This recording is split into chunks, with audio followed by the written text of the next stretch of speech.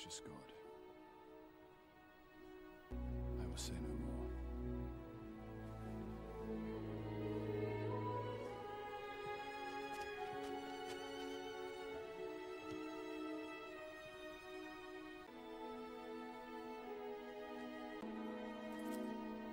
I go from a corruptible to an incorruptible crown, and no disturbance can be, none at all.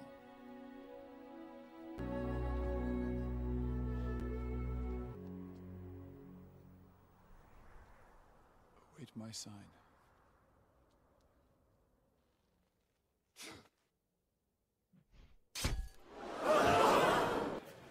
Red.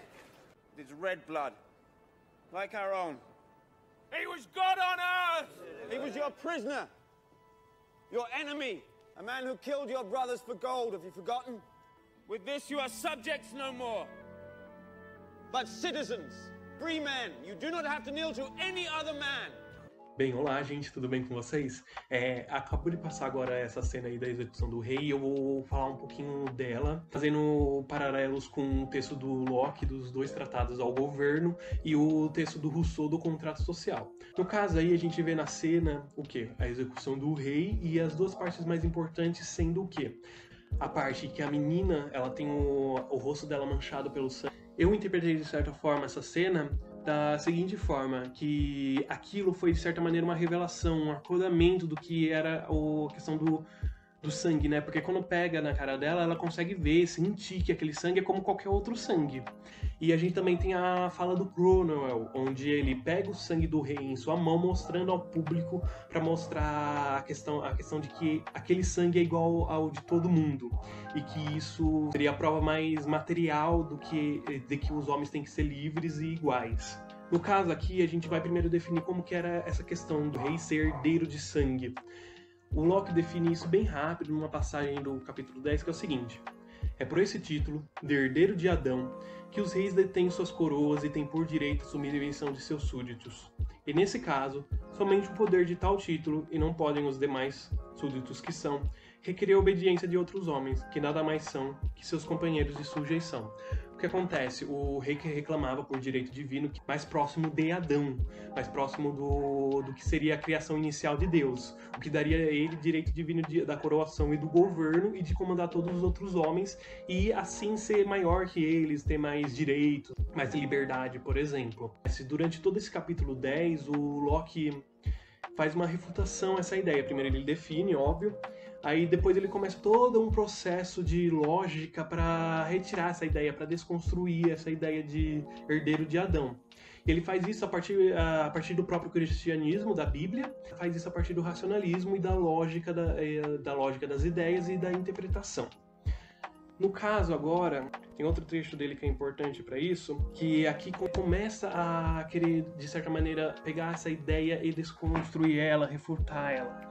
Que no caso o trecho ele fala o seguinte: caso não exista mais que um herdeiro de Adão, não poderá existir mais que um rei legítimo no mundo. E, se existe mais de um herdeiro de Adão, cada um é o seu herdeiro, e por conseguinte, todos têm poder monárquico. No caso aqui, ele, a partir da lógica dele, ele mostra como que não é racional esse direito divino de sangue do rei. Exatamente porque se ele é filho, porque todos os outros reis também são filhos e herdeiros de Adão, porque todos os outros homens também não seriam. O que seria a prova de que existe realmente esse direito divino a partir do sangue. O que acontece também é o seguinte: não havia, obviamente, como saber a genética do rei. Então, qualquer um poderia alegar a partir do seu poder e a partir do poder que vinha atrás dele. Ele poderia alegar.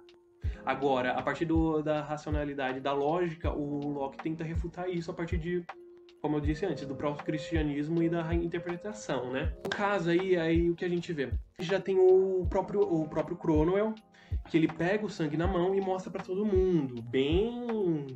Eu não sei como ele teve coragem, né, de meter a mão ali no negócio que já devia estar vazando, né? Mas o que acontece? Ele mostra pra todo mundo. E a partir da fala dele, ele fala que agora que o rei está morto, o inimigo está morto, eles têm a sua liberdade e podem usufruir dela e da igualdade entre todos que estão ali. E o que acontece? Essa fala dele cola exatamente com que uma citação que eu vou usar agora, do livro do Rousseau, do Pacto Social, onde o Rousseau define a seguinte coisa do Pacto Social. O Pacto Social estabelece entre os cidadãos uma tal igualdade que todos ficam obrigados às mesmas condições e todos devem gozar dos mesmos direitos. E assim, pela natureza do pacto, obriga ou favorece igualmente todos os cidadãos. A gente já pode começar falando que o rei distinguia, né? Afinal, a gente tem a nobreza, a aristocracia para provar isso. Quer dizer, essa nobreza, essa aristocracia tinha mais direitos que a população, que o povo, que nessa época era compostos da burguesia, do campesinato. Aí o que acontece? Ele também define aqui que é na igualdade dos direitos e deveres que o Pacto Social tem a sua soberania. O que acontece? Ali o Cromwell, ele meio que define isso, pelo menos na ideia para a população, a partir do que ele mostra do sangue, de que todos ali têm igualdade para serem iguais. E que o rei, por estar indo contra isso, por querer ser o único, e pelo egoísmo dele de querer ter um sangue divino que daria para ele o direito de comandar a todos, ele está indo exatamente contra a questão do pacto social, de acordo com o Rousseau. Tanto que qualquer ato dele não seria um ato de soberania, porque não é um ato coletivo. É um ato egoísta e individual de uma única pessoa. Ou de uma única classe também. A gente também pode interpretar dessa maneira o pacto social de acordo com Rousseau. E bem, gente, é isso que eu tenho para dizer sobre essas duas partes.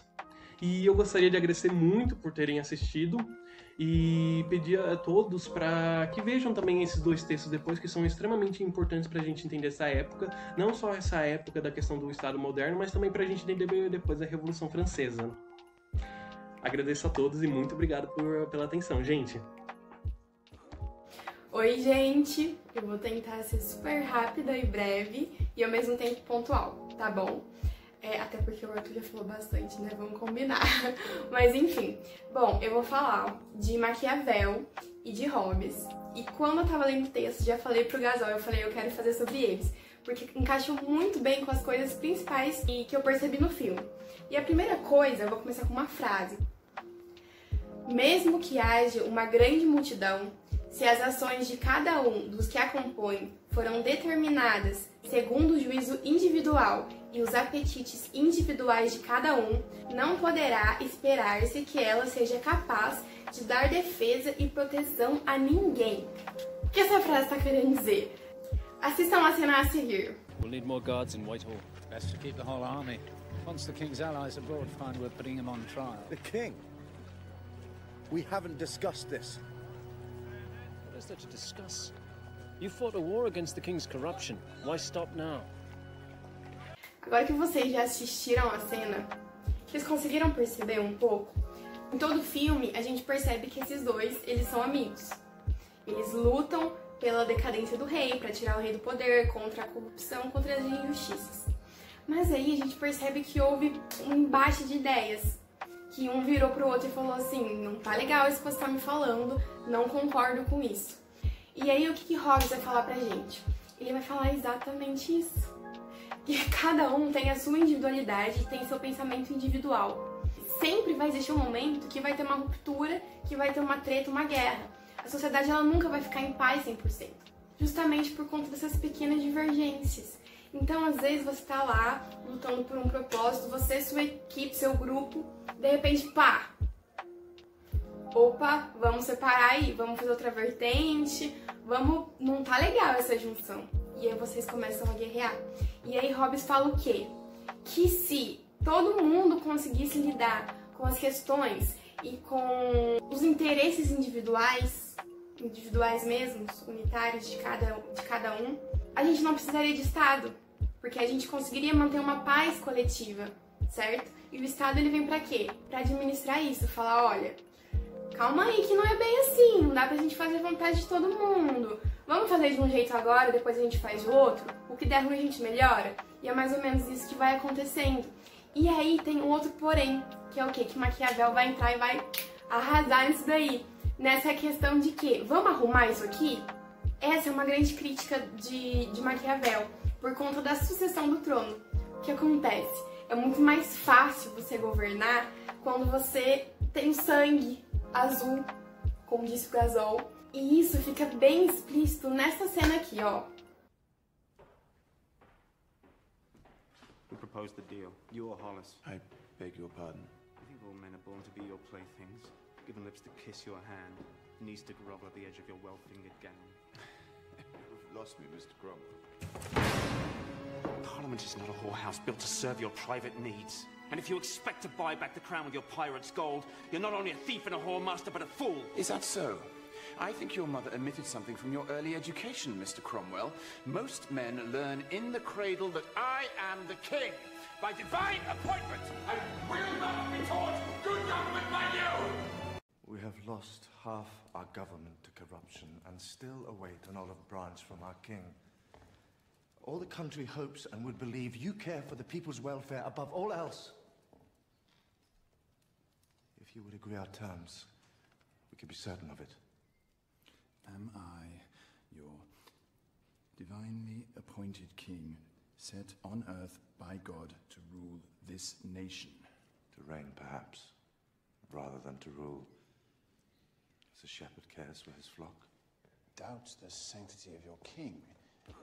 Agora que vocês conseguiram relacionar com o que eu falei com a cena, vamos entrar um pouquinho mais fundo nisso. Por que é mais fácil você acreditar que você é um ser divino, tá aqui na Terra pra governar todo mundo? Porque é mais fácil acreditar que sua família foi feita assim, pra manter as estruturas, pra manter um modo de governar. Que, aliás, ele fala, né, que ele está ali para reinar, não para governar, né? Ele tá muito mais reinando do que governando.